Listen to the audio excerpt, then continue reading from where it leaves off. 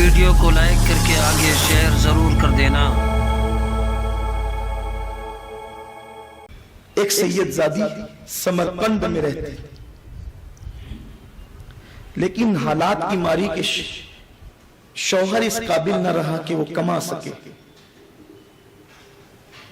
بیٹیوں کو دوپٹے بھی لڑائے، ایسے پھٹ گئے دوپٹے کہ وہ درخت کے نیچے اپنی بیٹیوں کو پردہ کرانے کے لیے بٹھا دیا۔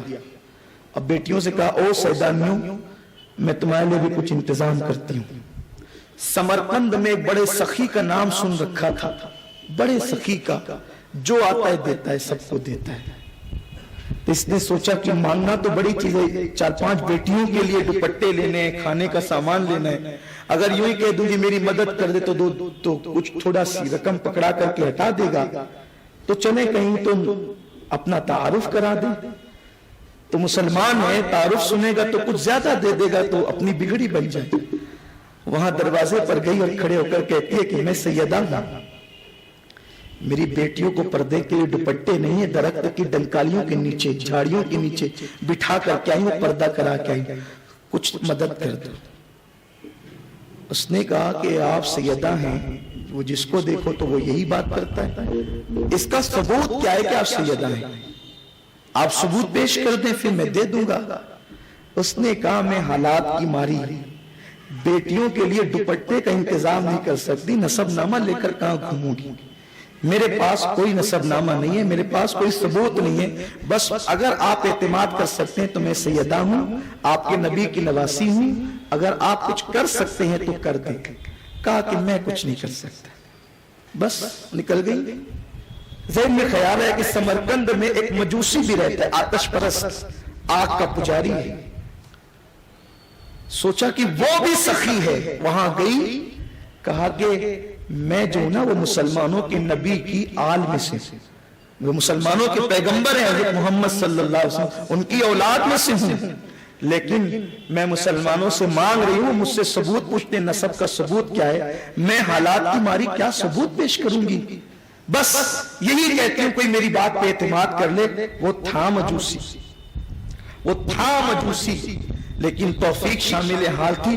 اس نے کہا اگر آپ نبی کی شہزادی ہیں تو میری اس سے بڑھ کر کے سعادت کیا ہے کہ میرے گھر نبی تو نہیں آ سکتے، میرے گھر میں نبی کو تو نہیں بلا سکتا، آ سکتے کی بات نہیں، پھر وہ جہاں چاہے جا سکتے، میں اپنے گھر نبی کو نہیں بلا سکتا۔ حضور نے اپنی اولاد کو بھیج دیا، حضور کی آل آ گئی، حضور آ گئی، بس اب آپ کو میں دوپٹے کھانا نہیں دوں گا، یہ گھر آپ کے غلام کا ہے، اب اس گھر کی مالکہ آپ ہیں۔ میں اگر آتش پرست ہوں لیکن مسلمانوں کے پیغمبر اتنے بڑے باپ کی بیٹی چل کر میرے گھر آئی ہے تو میرے مقدر تو جا کے میرے بھاگ چکے ہیں، اب آپ کا گھر یہ ہے۔ بیوی سے کہا جاؤ ان کے ساتھ ان کی بیٹیوں کو لے آؤ، اور بیوی سے کہا خبردار اب اس گھر کی مالکہ تو نہیں ہے، یہ شہزادی رسول ہے، کوئی ثبوت نہیں، کچھ نہیں، کچھ نہیں، اب خدمت کر، رات و دن خدمت کر، جو چائے کھلا، جیسا چائے پلا، اپنے بستر ہی نہیں دیتے، دن بھر خدمت کی میاں بیوی نے، اور گویا کہ یوں لگا کہ جیسے اس کے گھر میں عید ہو گئی ہو۔ بس پھر کیا تھا، رات ہوئی، سیدانیہ وقت ہر حالات کی ماری شکم سیر ہو کر کے سو گئی۔ آج مجوسی کا گھر رشک جنت بنا تھا کہ نبی کی شہزادیاں جو اس میں آرام کر رہی تھی۔ اب کتنا بھی فاصلہ ہو، بیٹا تو بیٹا ہی ہوتا ہے، بیٹی تو بیٹی ہی ہوتی ہے۔ رات بھی ہے تو دونوں کی آنکھیں بیدار ہوئی ہے، نیند میں یوں مقدر کی معراج کہ میدان محشر بپا ہے، اہل جنت جنت میں جا رہے ہیں، اہل جہنم جہنم میں، حضور بھیجیں جا تو جا تو جا تو جا۔ سنیو تمہارا مقدر کتنا حسین ہے، لوگ حساب دے کر جائیں گے، تم نسبتوں کی بنیاد پر حضور کہیں گے تو جا تو جا تو جا۔ حساب تو ان کے ہونے ہیں جو یہاں حساب کرتے ہیں، آپ کا تو کوئی حساب ہی انشاءاللہ نہیں ہونا ہے، اس لیے کہ آپ نے تو حضور کی تعظیم پر، حضور کی عظمت پر، حضور کی نسبت پر بے حساب سب کچھ لٹایا ہے۔ سرکار میں تو جا تو جا تو جا، یہ بھی آیا سمرقند کا وہ مالدار، حضور میں بھی جنت میں جانا چاہتا ہوں۔ آقا فرماتے تو کون ہے؟ فرماتے تو کون ہے؟ حضور میں آپ کا امتی ہوں، سب کو بھیجے، امتیوں کو مجھے بھی بھیج دیں۔ فرمایا میرے امتی ہونے کا تیرے پاس ثبوت کیا ہے؟ کیا ثبوت تو لایا ہے؟ ثبوت پیش کر۔ میری بیٹی حالات کی ماری آئی تھی تو اس سے ثبوت مانگ رہا تھا۔ اب جب تک تو ثبوت نہیں دے گا امتی ہونے کا، جنت میں نہیں جائے گا۔ یہ نیند ٹوٹی، یہ تو خواب کو میراث سمجھ رہا تھا، لیکن ڈانٹ پڑی۔ اٹھا، بیوی کو جگایا، خدام کو جگایا، ہنگامے کر دیے، کہاں ہے کہاں ہے کہاں ہے سید زادی؟ صبح ہو گئی اسی ہنگاموں میں۔ صبح کے وقت پتا چلا کہ وہ تو آپ کے گھر سے مجوسی کے گھر گئی تھی۔ وہاں گیا، کھڑے ہو کے کہتا ہے او مجوسی صاحب، جتنا پیسہ لینا ہے لے لو، وہ جو نبی کی شہزادی نا اسے ہمارے گھر بھیجو، اس لیے کہ ہمارا حق زیادہ ہے، وہ ہمارے نبی کی بیٹی ہے، آپ تو مجوسی ہو۔ اس نے کہا پوری دنیا بھی دے گا تو یہ شہزادی کو اب میں نہیں دے سکتا، نہیں بھیجوں گا۔ ارے دیکھ کر تو سبھی تعظیم کرتے ہیں۔ سن، تو جو میرے دروازے پہ آیا ہے نا، کیوں آیا میں جانتا ہوں۔ اس نے کہا کہ ہاں میں نے خواب دیکھا، میرے رسول نے مجھے ڈانٹا اور کہا کہ ثبوت پیش کر جو تو ثبوت مانگ رہا تھا۔ تو اس وقت مجوسی کو کہتا ہے کہ اب تو میں اسے لے کر جاؤں گا، لے جائے بغیر نہیں رہوں گا۔ مجوسی نے مسکرا کے کہا تو یہ جو کہہ رہا نا کہ وہ میرے نبی کی بیٹی ہے، اب وہ تیرے نبی کی صرف نہیں، وہ میرے نبی کی بیٹی ہے۔ جو خواب تو دیکھ رہا تھا اس خواب میں میں بھی موجود تھا، جو خواب تو دیکھ رہا تھا اس خواب میں میں بھی موجود تھا۔ حضور مجھے ڈانٹ رہے تھے نا، کہہ رہے تھے کہ ثبوت پیش کر جو تو ثبوت مانگ رہا تھا، اور مجھ سے کہہ رہے تھے کہ تو نے مجوسی ہو کر میری حال کی خدمت کی، جو میری حال کی خدمت کرے میں احسان نہیں کرتا۔ اب ذرا کلمہ پڑھ، ایمان کی دولت لا اور جنت کا مدعا حاصل کر لے۔ کہا کہ تو نے جھڑک کر کے بھیجا تو تجھے ڈانٹ پڑی، میں مجوسی تھا، پیار سے بلایا تو مجھے بھی پیار سے ایمان دیا گیا، مجھے نہیں میرے پورے گھر کو دیا گیا، اور پھر سے ایمان نہیں دیا، جنت کی بشارت دیتا۔ کہا یہ تیرے لیے جنت ہے، کہا اب تو نہیں دے سکتا۔ تو یاد رکھیں یہ اہل بیت حضور کا نسب، ہر نسب ٹوٹ جائیں گے، یہ نسب قائم رہے گا۔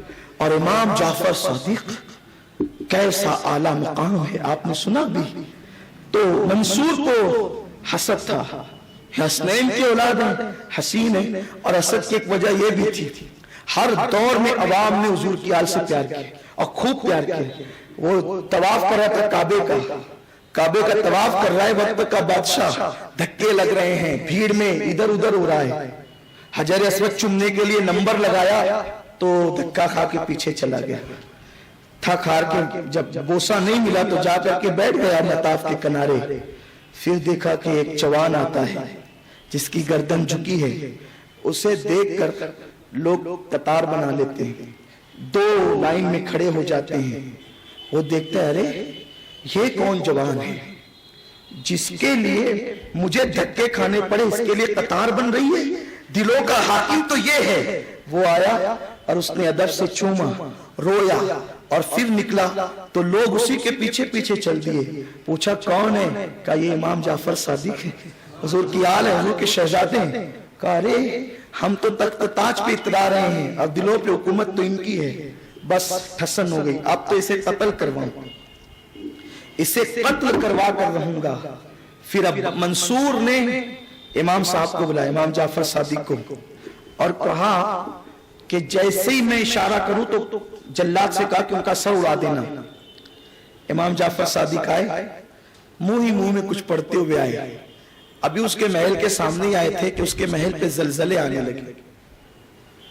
وہ دوڑ کر کے نکل کے آیا اور لوگوں کو بتا رکھا تھا کہ آج تک ان کا آخری دن امام جعفر صادق کا، دوڑ کر کے آیا ننگے پیر اور کہا حضور چلیے چلیے اندر چلیے. جیسے ہی آپ نے محل میں قدم رکھا محل کے زلزلے تھم گئے. اپنے تخت پہ ان کو بٹھایا, ہاتھ باندھ کر کے کھڑا رہا. لوگ کنکھیوں سے کرنے لگے, دیکھا کتنی ڈینگے مار رہا تھا اور ابھی ہاتھ باندھ کر کے کھڑا ہے. جب امام صاحب نکلے تو کہتا حضور کوئی خواہش ہو, کوئی تمنا ہو تو آپ مجھ سے پیش کر دیں, میں آپ کی ہر تمنا پوری کروں گا. کہا میری تمنا ایک ہی ہے, اس کے بعد مجھے اپنے دربار میں نہ بلانا, میرا دل چاہے گا تو آ جایا کروں گا, مجھے مت بلایا کرو, بس میری تمنا یہی ہے, آئندہ نہ بلانا, آئندہ بلاؤ گے تو اچھا نہیں ہوگا.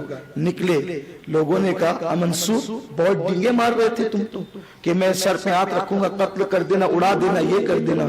کہا کیا بتاؤں میں تمہیں, جب امام صاحب میرے محل کے قریب آئے تو زلزلے تو تم نے دیکھے, لیکن میں نے دیکھا کہ ایک اژدہا ہے جو بالکل منہ پھاڑ کر کے کھڑا ہے اور کہتا ہے منصور اگر تو نے امام جعفر صادق کو ترچھی نظر سے بھی دیکھا تو میں تجھے کھا لوں گا اور میں تیری موت بن کے آیا ہوں. جب تک کہ امام صاحب موجود رہے وہ یہی کہتا رہا. تو میری کیا جرأت تھی, کیا مجال تھی کہ میں ان کے ساتھ ایسا کرتا.